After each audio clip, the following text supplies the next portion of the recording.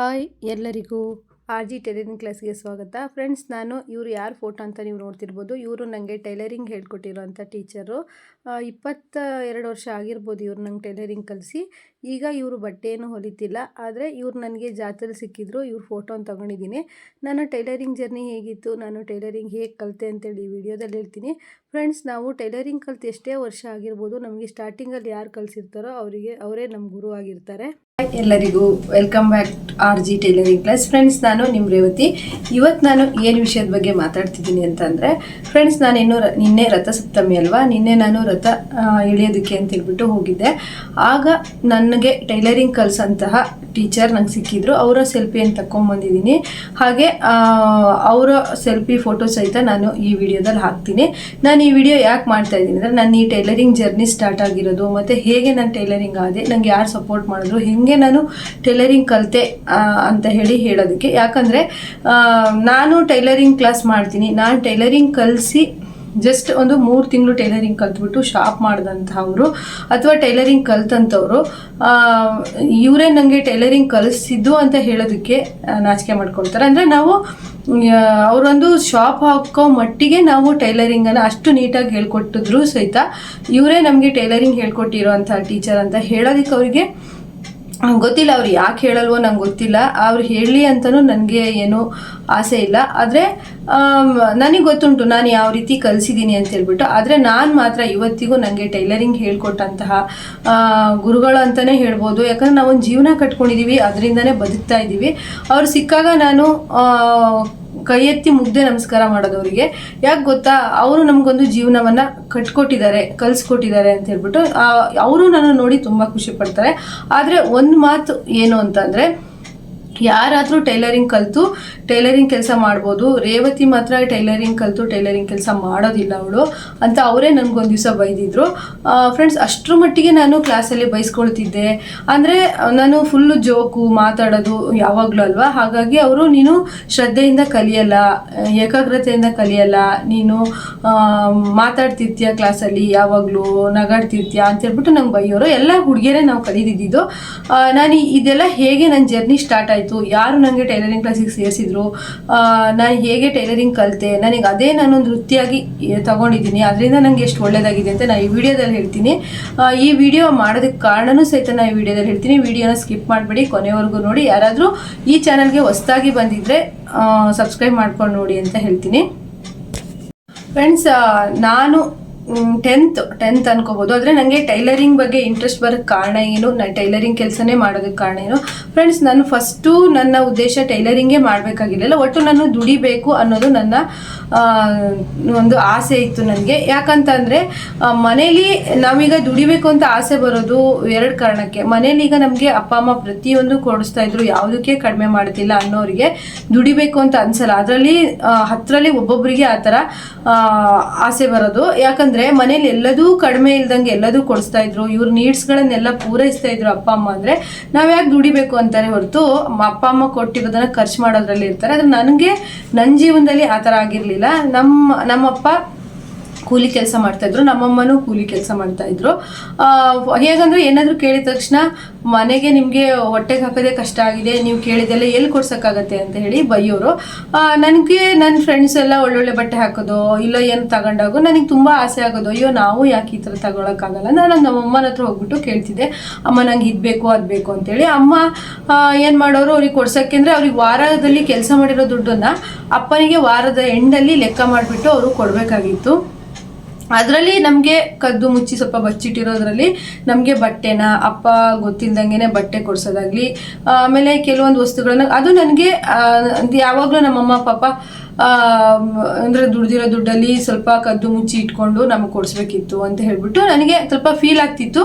ಅದು ನನಗೆ ತುಂಬ ಬೇಗನೆ ಆ ಫೀಲ್ ಬಂತು. ಅಂದರೆ ನಾನು 8ನೇ ಕ್ಲಾಸಿಗೆ ನನಗೆ ಅನ್ನಿಸ್ತು. ಒಂದು ದಿವಸ ನಾನು ಯೋಚನೆ ಮಾಡಿದೆ, ಪಾಪ ನಮ್ಮಮ್ಮಂಗೆ ನಾವು ಒಂದು ದಿವಸ ನಮ್ಮಮ್ಮಂಗೆ ಯಾವುದೋ ಒಂದು ಡ್ರೆಸ್ ಬೇಕು ಅಂತ ತುಂಬ ಹಠ ಮಾಡಿದೆ. ನಂಗೆ ಬೇಕೇ ಬೇಕು, ನಂಗೆ ಕೊಡಿಸ್ಲೇಬೇಕು ನೀವು ಅಂತ ನಮ್ಮಮ್ಮಂಗೆ ನಾನು ತುಂಬ ಹಠ ಮಾಡಿದೆ.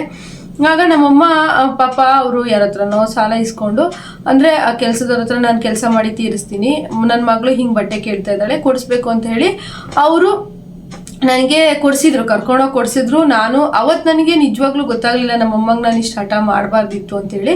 ಆ ಟೈಮಲ್ಲಿ ನಾನು ತೊಗೊಂಡು ಬಂದೆ. ಆಮೇಲೆ ಒಂದು ದಿವಸ ಕುತ್ಕೊಂಡು ಯೋಚನೆ ಮಾಡಿದೆ, ನಮ್ಮ ಅಮ್ಮಂಗೆ ನಾನು ಇಷ್ಟೆಲ್ಲ ರಗಳೆ ಕೊಟ್ಬಿಟ್ಟು ಕೇಳ್ತೀನಿ, ಅಳ್ತೀನಿ, ಕೊಡಿಸಿಲ್ಲ ಅಂದರೆ ಊಟ ಬಿಡ್ತೀನಿ, ಪಾಪ ಅವ್ರಿಗೆ ಎಷ್ಟು ಕಷ್ಟ ಆಗುತ್ತಲ್ವಾ ಅಂತ ಹೇಳ್ಬಿಟ್ಟು ನಾನು ಯೋಚನೆ ಮಾಡಿದೆ. ಆದರೆ ನಮ್ಮಪ್ಪ ಏನೂ ಕೊಡಿಸ್ತಿರ್ಲಿಲ್ಲ ಅವರು ನಮಗೆ, ಅಂದರೆ ನನಗೂ ನನ್ನ ತಂಗಿಗೆ ಇಬ್ಬರಿಗೂ ಏನೂ ಕೊಡಿಸ್ತಿರ್ಲಿಲ್ಲ. ನಮ್ಮ ತಮ್ಮನಿಗೆ ಕೊಡಿಸೋರು, ಮತ್ತು ನಮ್ಮ ಅಮ್ಮನೇ ನಂಗೆ ಕೊಡಿಸೋರು. ಆಮೇಲೆ ನಾನು ಯೋಚನೆ ಮಾಡಿದೆ, ಅಮ್ಮ ನಾನು ಕೆಲಸ ಮಾಡ್ತೀನಿ, ನಿಮ್ಮ ಜೊತೆ ಕೆಲಸಕ್ಕೆ ಬರ್ತೀನಿ ನಾನು ಅಂತ ನಮ್ಮ ಅಮ್ಮನಿಗೆ ಹಠ ಮಾಡೋಕ್ಕೆ ಶುರು ಮಾಡಿದೆ. ಅಮ್ಮ ಶಾಲೆ ಹೋಗ್ತಿದ್ಯಲ್ಲ ನೀನು ಕೆಲಸಕ್ಕೆ, ಇಲ್ಲ ನಾನು ಭಾನುವಾರ ಶನಿವಾರ ಬರ್ತೀನಿ ಅಂತ ಹೇಳ್ಬಿಟ್ಟು ನಮ್ಮ ಅಮ್ಮಂಗೆ ನಾನು ಹಠ ಮಾಡಿದೆ. ಅಮ್ಮ ಹೆಸರು ಕಾಳು ಗಿಡ ಕೀಳೋದಕ್ಕೆ ಶನಿವಾರ ಭಾನುವಾರ ಕರ್ಕೊಂಡು ಹೋಗೋರು. ಅಲ್ಲೂ ನನಗೆ ತುಂಬ ನಾನು ವೀಕ್ನೆಸ್ ಇದ್ದಿದ್ದರಿಂದ, ತುಂಬ ತೆಳು ಇದ್ದಿದ್ದರಿಂದ ನಂಗೆ ಬಿಸಿಲೆಲ್ಲ ತಡ್ಕೊಳಕ್ಕೆ ಆಗ್ತಿಲ್ಲ. ಆದರೂ ಕಷ್ಟಪಟ್ಟು ಕೆಲಸ ಮಾಡ್ತಾಯಿದ್ದೆ. ಅದರಿಂದ ಬಂದಿದ್ರಲ್ಲಿ ನಾನು ಖುಷಿಯಿಂದ ನನಗೆ ಡ್ರೆಸ್ಸು ಇನ್ನೇನೋ ತಗೊಳ್ತಿದ್ದೆ ನಾನು. ಆಮೇಲೆ ನನಗೆ ಏನಿಸ್ತು, ಆ ಹೆಸರು ಕಾಳು ಕೀಳೋ ಸೀಸನ್ ಮುಗ್ದೋದ್ರ ಮೇಲೆ ಮತ್ತೆ ಏನಪ್ಪ ಮಾಡೋದು, ಅಮ್ಮ ನಾನು ಕೆಲಸ ಮಾಡಬೇಕು, ನಿಮ್ಮ ಜೊತೆ ಕೆಲಸಕ್ಕೆ ಬರ್ತೀನಿ ಅಂತ ಹೇಳಿದಾಗ, ನಿನಗೆ ಬಿಸಿಲಲ್ಲಿ ಇಡೀ ದಿನ ಕೆಲಸ ಮಾಡೋಕ್ಕಾಗಲ್ಲ, ನೀನು ತುಂಬ ವೀಕ್ ಇರೋದ್ರಿಂದ ನಿನಗೆ ಕಷ್ಟ ಆಗುತ್ತೆ ಅಂತ ಹೇಳಿ ಅಮ್ಮ ಬೈಯೋರು. ಆದರೂ ಪರವಾಗಿಲ್ಲ ಅಂತ ನಮ್ಮೂರಲ್ಲಿ ಶುಂಠಿ ಉಜ್ಜೋದು ಅಂತ ಬರುತ್ತೆ, ಹಸಿ ಶುಂಠಿ ಉಜ್ಜೋದು ಅಂತ ಹೇಳ್ಬಿಟ್ಟು, ಅದಕ್ಕೆ ನಮ್ಮ ಅಮ್ಮನ ಜೊತೆಗೆ ನಾನು ಬೆಳಗ್ಗೆ ಒಂದು 3 ಗಂಟೆಗೆ ಎದ್ಬಿಟ್ಟು ರೆಡಿ ಆಗಿಬಿಟ್ಟು ಶುಂಠಿ ಉಜ್ಜಕ್ಕೆ ಅಂತ ಹೇಳಿ ಹೋಗ್ತಿದ್ದೆ. ಅಂದರೆ ಬೆಳಗ್ಗೆ 5ರಿಂದ ನಮ್ಮದು ಶಾಲೆ ಹತ್ರನೇ ಶುಂಠಿ ಉಜ್ಜೋದು ಕಣ ಅಂತ ಹೇಳ್ತಾರೆ, ಅದಿತ್ತು. ಶಾಲೆ 10 ಗಂಟೆ ಸ್ಟಾರ್ಟ್ ಆಗುತ್ತೆ ಅಂತಂದರೆ ನಾನು ಬೆಳಗ್ಗೆ 5 ಗಂಟೆಗೆ ಸ್ಕೂಲ್ ಡ್ರೆಸ್ಸು, ಊಟದ ಬಾಕ್ಸು ಎಲ್ಲ ರೆಡಿ ಮಾಡ್ಕೊಂಡು ಅಮ್ಮನ ಜೊತೆಗೆ ಹೋಗ್ಬಿಡ್ತಿದ್ದೆ. ಶುಂಠಿ ಉಜ್ಜಿಬಿಟ್ಟು ಕರೆಕ್ಟು 9:45 10 ಗಂಟೆಗೆ ಬೆಲ್ಲ ಹೊಡಿಯೋದು, ಅಂದರೆ ಶಾಲೆ ಹತ್ರನೇ ಶುಂಠಿ ಕಣ ಆಗಿತ್ತು. ಶಾಲೆಗೆ ಕರೆಕ್ಟಾಗಿ 10 ಗಂಟೆಗೆ ಬರ್ತಾ ಇದ್ದೆ. ಅದೇ ರೀತಿನೇ ಮಾಡಿ 3 ತಿಂಗಳು ಇರುತ್ತೆ ಶುಂಠಿ ಸೀಸನ್, ಅಂದರೆ ಶುಂಠಿ ತಿಕ್ಕೋದು ಅಂತೇಳಿ ಈ ಸೈಡೆಲ್ಲ ಮಾಡ್ತಾರೆ, ಈಗೂ ಇದೆ ಅದು. ಈಗ 24 ವರ್ಷದ ಹಿಂದಿನ ಕತೆ ಫ್ರೆಂಡ್ಸ್ ಇದು. ನಾನು 8ನೇ ಕ್ಲಾಸ್ ಇರ್ಬೋದು, ಅವಾಗ ಬರ್ತಿದ್ದೆ. ಮತ್ತು ಮಧ್ಯಾಹ್ನ ಊಟಕ್ಕೆ ಬಿಟ್ಟಾಗ 1 ಗಂಟೆಗೆ ಊಟನ ನಮ್ಮ ಅಮ್ಮನ ಹತ್ರನೇ ಇಟ್ಟು ಬರ್ತಿದ್ದೆ. ಊಟ ಮಾಡಿಬಿಟ್ಟು 1 ಮೂಟೆ ಶುಂಠಿ ತಿಕ್ಕಿದ್ರೆ, ಅಂದರೆ 1 ಚೀಲ ಶುಂಠಿಯನ್ನು ತಿಕ್ಕಿದ್ರೆ 20 ರೂಪಾಯಿ ಕೊಡ್ತಾಯಿದ್ರು. ಅದನ್ನು ನಾನು ತುಂಬ, ಅಂದರೆ 3 ತಿಂಗಳು ಕಷ್ಟಪಟ್ಟು ಅಮ್ಮನ ಹತ್ರನೇ ಅದು ದುಡ್ಡಿಟ್ಟಿದ್ದೆ. ಫಸ್ಟು ಟೈಮಲ್ಲಿ ನಾನು ಕಾಲ್ಗೆಜ್ಜೆ ಮತ್ತು ಬೆಳ್ಳಿದು ಕೈ ಬಳೆ ಅಂತ ಬರುತ್ತಲ್ವ, ಅದನ್ನು ನಾನು ನನ್ನ ತಂಗಿ ಇಬ್ಬರು ತಗೊಂಡಿದ್ವಿ. ಅದು ಫಸ್ಟು ಖುಷಿ ನಾನು ದುಡ್ದಂಥದ್ದು. ಅದಕ್ಕೆ ನನಗೆ ಅವಾಗ ಅನ್ನಿಸ್ತು, ನಾನು ಕೆಲಸ ಮಾಡಿದ್ರೆ ನಾನು ಯಾರ ಹತ್ರನೂ ಕೇಳೋದು ಬೇಡ, ಅಪ್ಪ ಅಂತೂ ಕೊಡ್ಸಲ್ಲ, ಅಮ್ಮನಿಗೆ ಪಾಪ ಹಿಂಸೆ ಕೊಡೋದು ಬೇಡ ಅಂದ್ಬಿಟ್ಟು ಕಾಲ್ಗೆಜ್ಜೆ, ಮೂಗ್ಬಟ್ಟು ಈ ರೀತಿ ಎಲ್ಲ ತಗೊಂಡೆ. ಆಮೇಲೆ ನನಗೆ ಅದು ದುಡಿಬೇಕನ್ನೋ ಆಸೆನೂ ಇತ್ತು, ಓದಬೇಕನ್ನೋ ಆಸೆನೂ ಇತ್ತು ಫ್ರೆಂಡ್ಸ್. ಆವಾಗ ನಾನು ಏನು ಮಾಡಿದೆ ಅಂತಂದರೆ, ನನಗೆ 8th 9th 10th ಇದೇ ರೀತಿ ಆಯಿತು. ಶುಂಠಿ ಇದ್ದಾಗ, ಅಂದರೆ 3 ತಿಂಗಳು ಇರುತ್ತೆ ಶುಂಠಿ ತಿಕ್ಕೋದು, ಅಂದರೆ ಮಾರ್ಚ್ ಏಪ್ರಿಲ್ ಎಲ್ಲ ಇರಲ್ಲ ಆ ಟೈಮಲ್ಲಿ. ಮತ್ತು ನನಗೆ ನಾವೇನು ಮಾಡ್ತಿದ್ವಿ ಅಂತಂದರೆ 8 9 ಅದೇ ರೀತಿ ನಡೀತು. SLCಯಲ್ಲಿ ಅಂದರೆ 10th ನನಗೆ ಆಗಲಿಲ್ಲ, ನಾನು ಮನೆ ಕೆಲಸ ಮಾಡ್ತಿದ್ದೆ. ಆ ಟೈಮಲ್ಲಿ ಮನೆ ಕೆಲಸ ಮಾಡ್ತಿದ್ದೆ. ನನಗೆ ಅದು ಹೇಳ್ಕೊಳಕ್ಕೆ ನಾಚಿಕೆ ಇಲ್ಲ ಫ್ರೆಂಡ್ಸ್, ನಾನು ದುಡಿಬೇಕು. ಅಂದರೆ ಯಾವ ಮನೆಯಲ್ಲಿ ಪ್ರತಿಯೊಂದನ್ನು ಕೊಡಿಸ್ತಾ ಇರ್ತಾರೋ ಆ ಮಕ್ಕಳು ಯಾವುದೇ ಥರ ದುಡಿಬೇಕು ಅಂತ ಅಂದ್ಕೊಳ್ತಾರೆ. ನಾನು ದುಡಿಬೇಕು ಅನ್ನೋ ಛಲ ಬಂದಿರೋದು ನನಗೆ ಈ ರೀತಿ ಆಗ್ಬಿಟ್ಟು. ಆಮೇಲೆ ನಾನು ಮನೆ ಕೆಲಸಕ್ಕೆ ಸ್ಟಾರ್ಟ್ ಮಾಡಿದೆ. ಮನೆ ಕೆಲಸ ಮಾಡಿಕೊಂಡು ಶಾಲೆಗೆ ಹೋಗ್ತಾ ಇದ್ದೆ. ಅದರಿಂದ ಬಂದಂಥ ದುಡ್ಡನ್ನು ನಾನು ಆಗ್ಲೇ 2-3 RD ಮಾಡಿಸಿದ್ದೆ. ಅಂದರೆ ನನ್ನದು ಏನು ಅಂತಂದರೆ, ನಾನು ಕೆಲಸಕ್ಕೆ ಹೋಗ್ತಿದ್ದು ಮನೆಯವರೇ RD ಮಾಡೋದ್ರಿಂದ ಅವ್ರು ಹೇಳಿದರು, RD ಮಾಡ್ಕೋ, ನೀನು ಒಟ್ಟಿಗೆ ದುಡ್ಡು ಬಂದಾಗ ಏನಾದರೂ ಬಂಗಾರನ ತಗೋಬೋದು ಅಂತ ಹೇಳಿದರು. ಹಾಗಾಗಿ ನಾನು 3 RDನ ಮಾಡಿಸಿದ್ದೆ. ಬೆಳಗ್ಗೆ ಕೆಲಸ ಮಾಡಿದ್ದು 1 RD, ಅಂದರೆ ಸಂಜೆ ಬಂದು ಕೆಲಸ ಮಾಡಿದ್ದು 1 RD, ಮತ್ತು ಭಾನುವಾರ ಶನಿವಾರ ಮಾಡ್ತಿದ್ದ ಕೆಲಸದ್ದು 1 RDನ ಮಾಡಿಸಿದ್ದೆ. ಅದು ನನಗೆ 5 ವರ್ಷ ಆದ ನಂತರ ಅದರಿಂದ ಅಮೌಂಟ್ ಬಂದಾಗ ನಾನು ಗೋಲ್ಡ್ ತೊಗೊಂಡಿದ್ದೀನಿ. ತುಂಬಾ ಖುಷಿಯಾಗಿದೆ. ಹಾಗಾಗಿ ಈಗೂ ನಾನು RD ಅನ್ನೋದು ಹಾಕ್ತಾ ಇದ್ದೀನಿ. ಯಾಕಂದ್ರೆ ನಂಗೆ RD ಆಗಿಂದನೂ ಅದು ನನಗೆ ಸೇವಿಂಗ್ಸ್ ಅಮೌಂಟ್ ಆಗಿ ಕೈಗೆ ಸಿಕ್ಕಿರೋದ್ರಿಂದ ಅದು RD ನಾನು ಏನೇ ಮಾಡಿಸಿದ್ರು RD ಇಟ್ಟೇ ಇರ್ತೀನಿ. ಆಯಿತು. ನೆಕ್ಸ್ಟ್ SLC ಆದ ನಂತರ ಫಸ್ಟು SLC ಬೇಸಿಗೆ ರಜೆ ಬಂದಾಗ ನಾನು ಅಮ್ಮನ ಹತ್ರ ಕೇಳಿದೆ, ಅಮ್ಮ ನಾನು ಪಾರ್ಲರಿಗೆ ಹೋಗ್ಲೋ ಮತ್ತು ಟೈಲರಿಗೆ ಹೋಗ್ಲೋ ಅಂತ. ಪಾರ್ಲರಲ್ಲಿ 5,000 ಫೀಸು ಅಂದಿದ್ರು, ಟೈಲರಿಂಗಲ್ಲಾದರೆ 50 ರೂಪಾಯಿ ಫೀಸು ಅಂದಿದ್ದಕ್ಕೆ ನಮ್ಮಮ್ಮ ಟೈಲರಿಂಗಿಗೆ ಹೋಗಿ ಕಲಿ ಅಂದರು. ಅದೇ ನನಗೆ ಟೈಲರಿಂಗ್ ಕ್ಲಾಸಿಗೆ ನಾನೇ ಕೇಳ್ಕೊಂಡು ನಾನೇ ಹೋಗಿ ಸೇರ್ಕೊಂಡಿರೋದು. ನಾನು ಟೈಲರಿಂಗ್ ಕ್ಲಾಸ್ ಟೀಚರ್ ಮನೆಗೆ ಒಂದ್ಸತಿ ಹೋಗ್ಬಿಟ್ಟು ವಿಡಿಯೋ ಹಾಕ್ತೀನಿ ಫ್ರೆಂಡ್ಸ್, ನಾನು ಯಾವ ರೀತಿ ಕಲಿತೆ, ಯಾವ ರೀತಿ ಅಲ್ಲಿ ನಾನು ಕಲಿತಿದ್ದೆ ಅಂತೇಳ್ಬಿಟ್ಟು. ಅವರು ನಾನು ಟೈಲರ್ ಆದರೆ ನನಗೆ ಏನಾದರೂ ಮಾಡಬೇಕು ಅಂದರೆ ಅಷ್ಟು ಛಲ. ನಾನು ಅಲ್ಲಿ ಬಟ್ಟೆ ಹೊಲಿದು ಮನೆಗೆ ಬಂದು ನಾನು ಫ್ರೀಯಾಗಿ ಎಷ್ಟು ಬ್ಲೌಸ್ಗಳನ್ನ ಒಟ್ಟು ನನಗೆ ಕಲಿಬೇಕು ಅನ್ನೋ ಹಠ. ಇವಾಗಿನಷ್ಟೆಲ್ಲ ಬಟ್ಟೆ ಅವಾಗೆಲ್ಲ ಕೊಡ್ತಿಲ್ಲ, ಆದರೂ ನನಗೆ ಕೇಳಿ ಇಸ್ಕೊಂಡು ಕಲಿತೆ, ಹೊಲಿದೆ. ಈಗ ನಾನು ದುಡಿತಾ ಇದ್ದೀನಿ.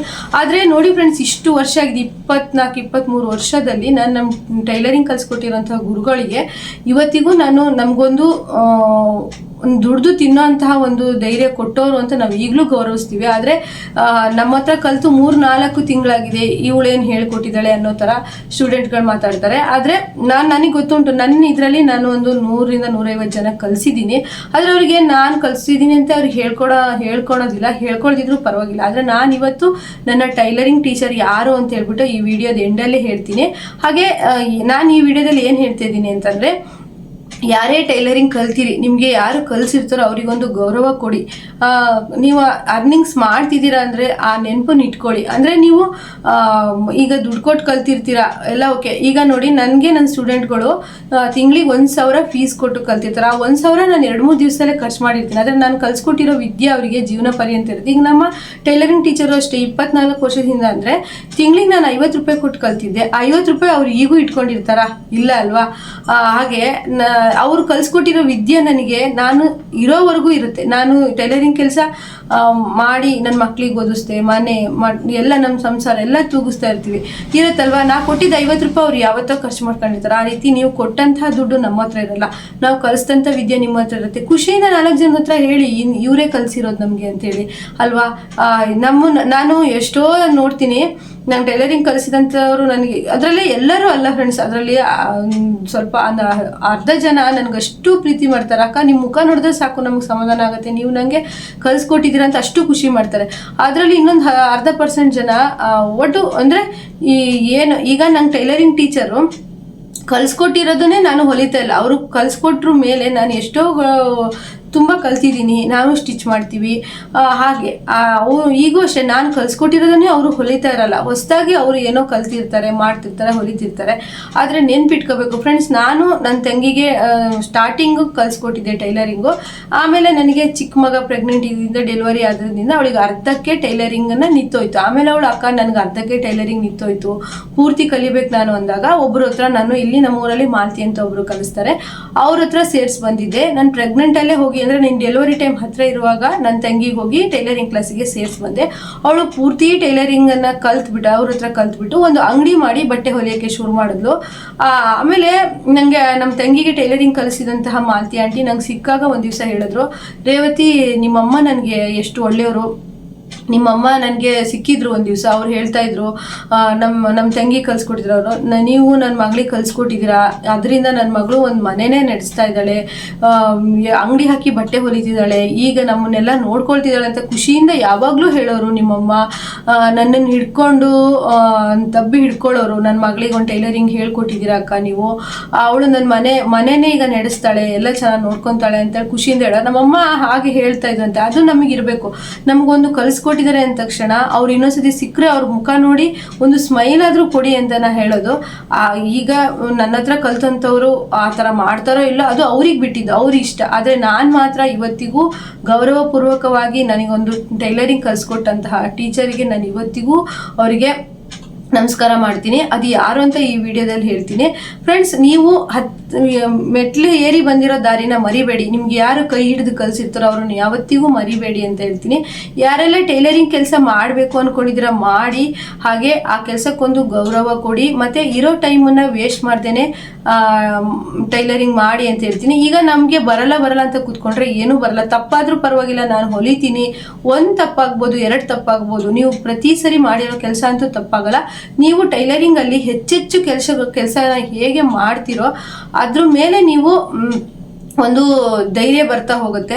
ಫಸ್ಟಿಗೆ ನಿಮ್ಮ ಬಟ್ಟೆನ ಸ್ಟಿಚ್ ಮಾಡ್ಕೊಳ್ಳಿ, ಆಮೇಲೆ ಬೇರೆಯವ್ರ ಬಟ್ಟೆ ಸ್ಟಿಚ್ ಮಾಡ್ಕೊಳ್ಳಿ, ಪರವಾಗಿಲ್ಲ. ಹಾಳಾದರೆ ಆಮೇಲೆ ನೋಡ್ಕೊಳ್ಳೋಣ, ಫಸ್ಟ್ ಕೆಲಸ ಮಾಡಬೇಕು ಅಂತ ಹೇಳ್ಬಿಟ್ಟು ಮಾಡಿ ನಾನು ಹೇಳ್ತೀನಿ. ಆದರೆ ಇವತ್ತಿನ ಸಂದರ್ಭದಲ್ಲಿ ನಮ್ಮಮ್ಮ ಇಲ್ಲ, ಆದರೆ ಅವರು ಒಂದು ನನಗೆ ವಿದ್ಯೆ ಕಲಿಯೋಕ್ಕೆ ಕೊಟ್ಟಿರೋಂಥ ದುಡ್ಡು ಅವ್ರು ಕೊಟ್ಟು 1 ವರ್ಷ ನನಗೆ ಹೋಗು ನೀನು ಆರಾಮಾಗಿ ಕಲಿ ಅಂತ ಹೇಳಿದ್ರು. ನಾನು ಚೆನ್ನಾಗಿ ಈಗ ನಮ್ಮ ಟೈಲರಿಂಗ್ ಟೀಚರ್ ಹೇಳಿದರು, ಇಲ್ಲಿ ಬರ್ತಾ ಇರೋರಲ್ಲಿ ಒಂದು 12-13 ಜನ ಇದ್ವಿ ಫ್ರೆಂಡ್ಸ್ ನಾವು 24 ವರ್ಷದ ಹಿಂದೆ. ಅವ್ರು ಹೇಳ್ತಾ ಇದ್ರು, ಇಲ್ಲಿ ಯಾರು ಇಷ್ಟು ಜನನು ಟೈಲರ್ ಆಗ್ಬೋದು, ರೇವತಿ ಟೈಲರ್ ಆಗಲ್ಲ ಅಂತ ಹೇಳಿದ್ರು.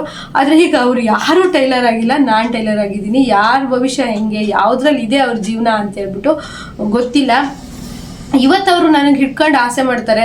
ನಾನು ಅವತ್ತು ಅಷ್ಟು ಜನ ಹೇಳಿದ್ರು, ಅಷ್ಟು ಜನನೂ ಟೈಲರ್ ಆಗ್ತಾರೇನೋ, ನೀನಂತೂ ಆಗಲ್ಲ ಅಂತ ಹೇಳಿ ನಾನು ಬೈದಿದ್ದೆ ನಿನಗೆ. ಮತ್ತು ಜಾಸ್ತಿ ಬೈತಿದ್ದಿದ್ದೆ ನನಗೆ. ಅವರು ನನ್ನನ್ನು ನೋಡಿದ್ರೆ ಸಿಟ್ಟು ಮಾಡ್ತಾಯಿದ್ರು. ಅಂದರೆ ನಾನು ಸ್ವಲ್ಪ ಜಾಸ್ತಿ ಮಾತಾಡ್ತಿದ್ದೆ, ನಗಾಡ್ತಿದ್ದೆ. ಆದರೆ ನನ್ನ ಕೆಲಸ ಅಂತ ಬಂದರೆ ನಾನು ಹೊಸ್ತೇನಾದರೂ ನೋಡಿದ್ರೆ ಅಷ್ಟೇ ಕಷ್ಟಪಟ್ಟು ರಾತ್ರಿ ಹಗಲು ಹೊಲಿತಾ ಇದ್ದೆ. ನಾನು ಟೈಲರಿಂಗ್ ಕ್ಲಾಸಲ್ಲಿ ಮಾತಾಡ್ತಿದ್ದೆ, ನಗಾಡ್ತಿದ್ದೆ. ನನಗೆ ಫ್ರೆಂಡ್ಸ್ ಎಲ್ಲ ಸಿಕ್ಕಿದ್ರೆ ನಾನು ಸ್ವಲ್ಪ ಜಾಸ್ತಿನೇ ನಗಾಡೋದು, ಮಾತಾಡೋದು ಆ ಥರ. ಆದರೆ ನಾನು ಒಬ್ಬಳೇ ಕೆಲಸ ಮಾಡ್ತಾ ಕೂತ್ರೆ ನಾನು ಶ್ರದ್ಧೆಯಿಂದ ಮುಗಿಸ್ತೀನಿ. ನಾನು ರಾತ್ರಿ 2 ಗಂಟೆ 1 ಗಂಟೆ ತನಕನೂ ಹೊಲಿದಿದ್ದಿದೆ. ಹಬ್ಬ ನಾಳೆ ಅಂದರೆ ಇವತ್ತಿನ ಸಹ ರಾತ್ರಿ ಇಡೀ ಹೊಲಿದಿದ್ದು ಇದೆ.